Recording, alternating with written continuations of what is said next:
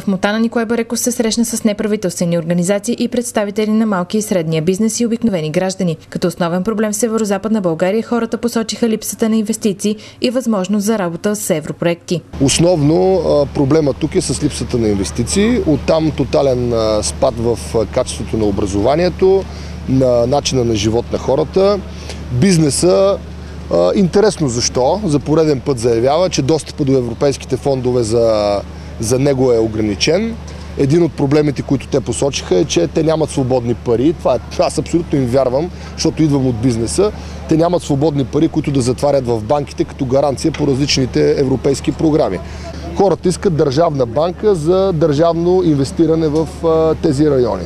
Ето, това е една добра идея. Необходима е стратегия за развитието на този район, а закон за този район трябва да бъде част от тази стратегия. За да се съживи региона, според Николай Бареков, във Видин, Враца и Монтана трябва да се открият филиали на по-големите университети в България. Защото това първо ще задържи младите хора в града, където има млади хора, има живот. Може би те ще се оженят тук, ще създадат семейство. Второ, кой родител може да си позволи на днешно време, ми кажете вие, да издържа транспортни разходи и разходи по престой на детето му в София, докато си вземе висшето образование. Основното послание на политическия проект България без цензура ще бъде управление с грижа за хората. Движението ще излезе със своя листа на изборите за евродепутати до година.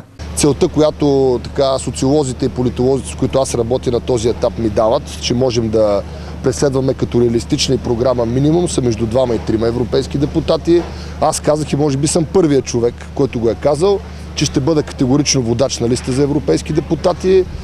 Като гледам господин Борисов и господин Станишев, нямат много работа в България по-настоящем, така че ги призовавам да излязат на тези избори. В петък турнето България без цензура ще гостува във Враца, където юристите на предаването ще дават безплатни съвети на гражданите през целия ден.